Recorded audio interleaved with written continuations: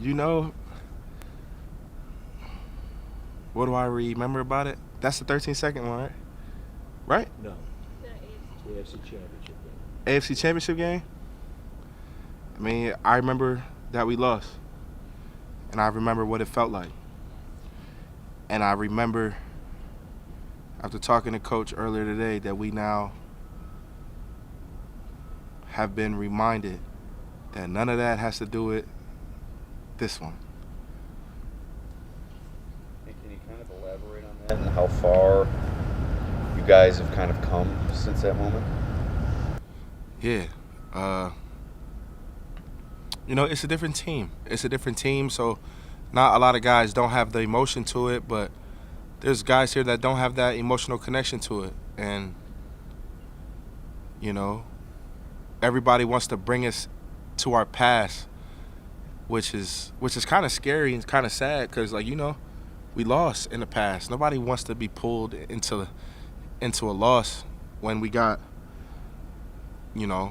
beautiful things ahead of us. So we kind of want to be where we're at and be up when we're up and stay up while we're up and not, continue to go back and back and back. Because the more in but you go back, like, you start thinking about the bad things and the real bad things. And, oh, snap, I got hurt that game. And, oh, yeah, he got hurt in that game. Oh, and I remember he was crying. And nobody, wants that. So no disrespect. I know that everybody has a job, but my mind is on positivity and winning. And we lost in 21, so nobody's really thinking about it. It disappears. That's just a part of history now, disappears. Talk about the mental side of the game.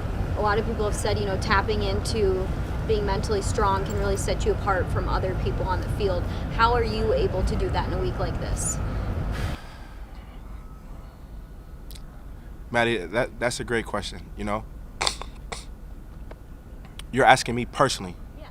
Cool. Personally, me, I know who I am. I know who I'm not. And I know where to keep myself mentally from the people that I lean on and what I choose to do when I leave the building. You can go home and look at your playbook all day and stare at film for hours and hours and hours and build this anxiety up about being perfect and about doing so much when it's just go play, just go play, just go play. Do what you do well. We have one more opportunity to win another game, which will give us two more opportunities to win two games. We have one game opportunity, and if you just focus on that part and just being the best version of yourself and don't try to grab everything when it's just another game, and don't look at it as, don't look at it as that. It's just another game, and don't make it big. With me, personally, I play video games. I talk to my children, talk to Day. I might get on a DJ booth and just practice with music and just listen to stuff. And I just stay to myself. I don't try to do nothing that I have not done this season. Because if you try to do something that you have not done this season, it's going to crush you. And why do it now when, today's Thursday, we got Friday, Saturday, and it's game day. So we only have 24 hours, so if you want to make life more and difficult, then you're not on that championship mindset. But hopefully I answered that question. But, I'll be chilling. I like to stay in my norm, and I know who I am. I don't go too high. I'm Dion. I'm a love on the fans. I'm a love on the people. I'm a be funny. I'm a be dark. That's what gets me through. Me being able to be myself and receive the energy of what I'm putting out in a positive manner back and forth. Another year, Sean McDermott's not considered for Coach of the Year. Your thoughts on that, and do you think he's deserving of that honor? That is a great question. Do I think that Sean McDermott deserves Coach of the Year, right? Is that the award? That's The award is Coach of the Year. Well, one, I want to say it is a beautiful honor for there to be an award for a coach to be able to be the Coach of the Year. And yes, I think McDermott should be the Coach of the Year. I think he's deserving of it. I think he's a great person, a great coach, and what he's doing here in this organization, it's finally not getting noticed. But you know how I'll boomerang that question. It's a beautiful thing for an individual that is a part of this league to be able to get an award for being great. And I'll circle back on, offensive linemen don't have awards for being great. There's not a Protector of the Year award. I'm knocking at so many doors now to get this award going. And I'm going to head spirit and make sure that this gets done before I'm done playing, because there's so many greats. There's so many greats. And if we have great quarterbacks, we have great running backs, we have rushing titles, we have quarterback passing titles, all those titles are reflections of the O linemen, which are the protectors. And soon to come, but yeah, I'm glad that our McDermott is up for an award. He isn't. No. Well, he better be, because he is Coach of the Year for us. And if he don't get an award, I'm going to give him one myself.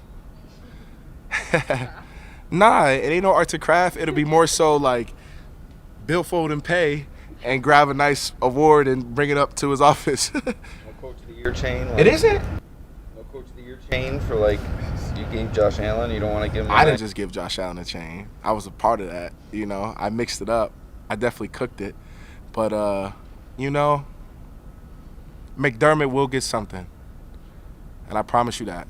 We are a giving team, and what's going on here, we take very, very special, or we take very, very specially, if that's the word, but we take with a lot of love, because he treats us right. How we practice, how we prepare, how we're able to come into the building, how we're able to go to meetings post-practice comfortable, and we don't have to be like in soldier uniforms, and we could just be ourselves. And a lot of places are not like that, and we're thankful for it here. And he'll get something. You'll see. It seems you've created and perfected a pass protection move. Yes, I have. Unfortunately, it's gotten some flags a couple of times. I'm glad it has. I'm really glad it has. Can you walk us? Well, first, why are you glad it has? Because it has to get the height of what it's getting for it to be approved.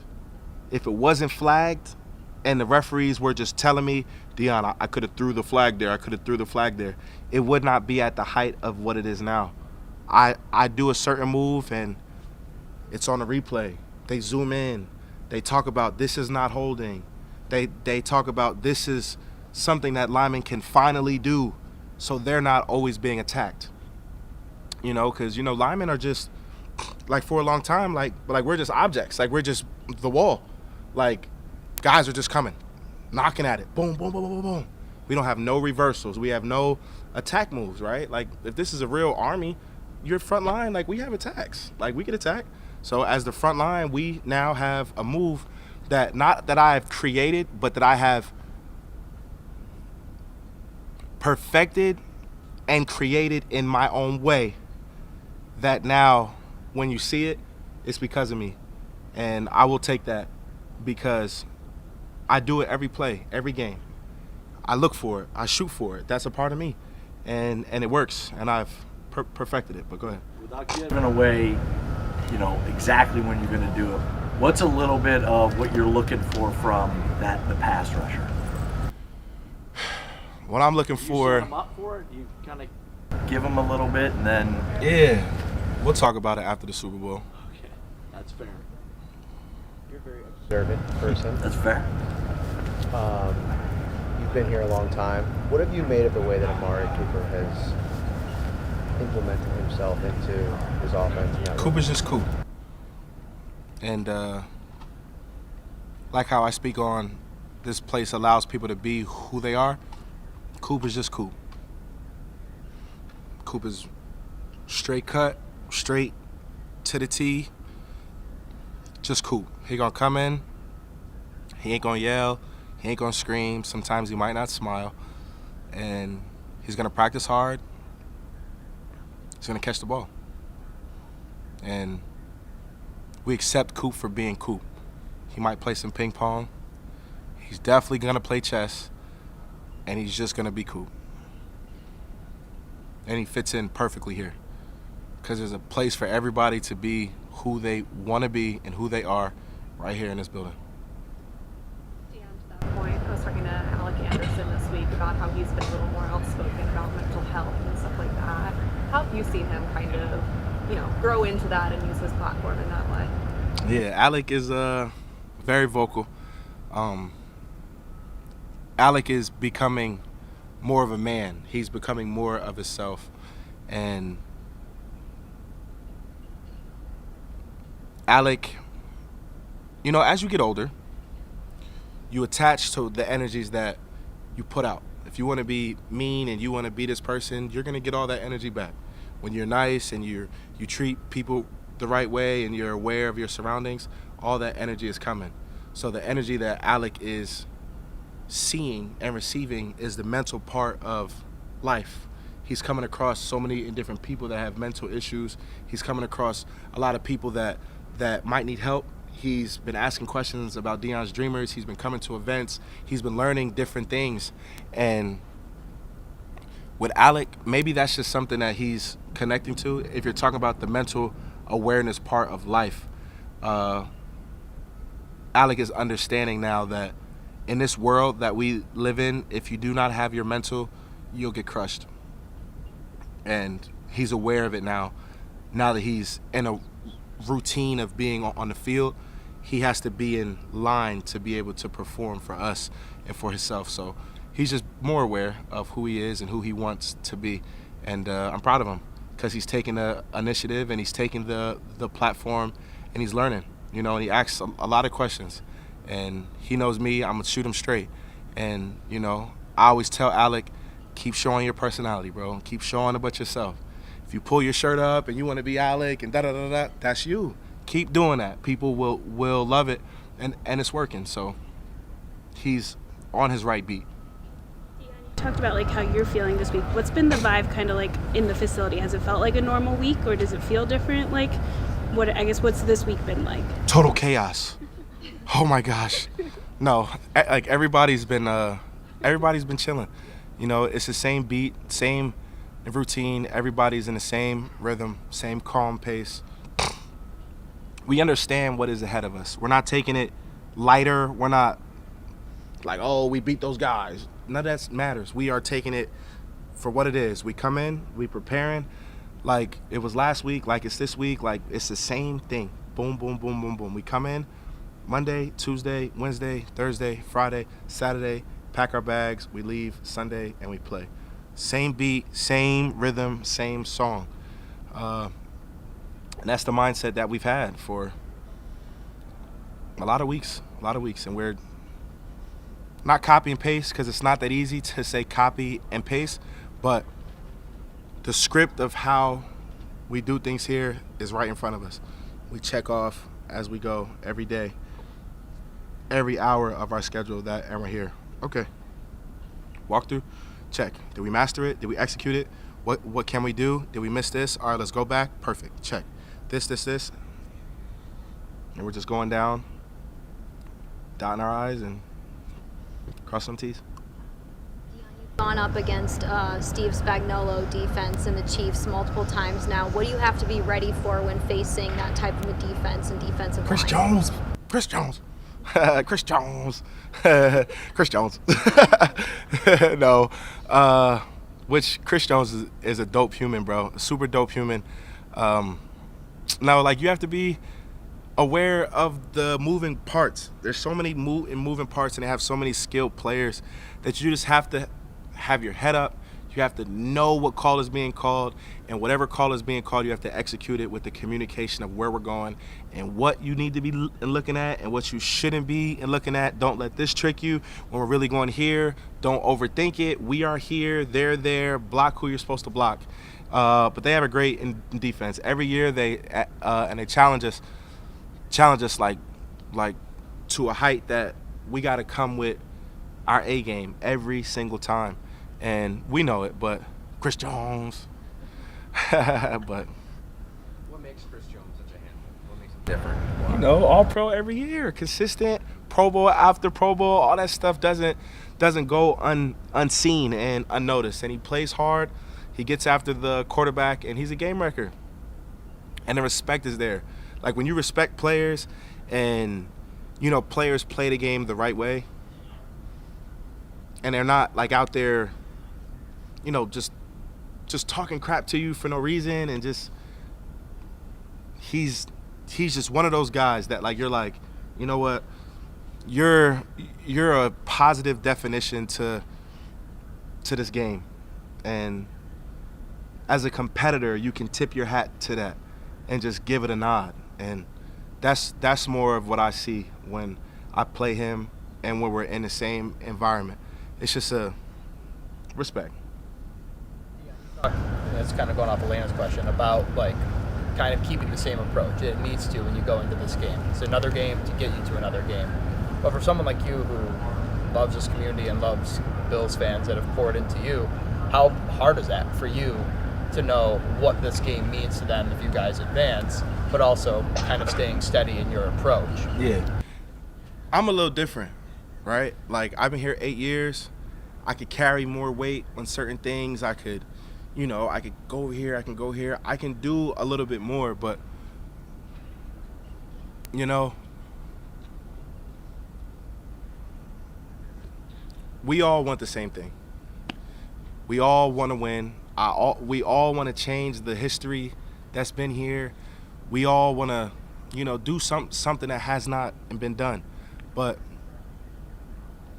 you never want to overlook steps, right? And attaching to those sources, the positive sources that are feeding us, is cool.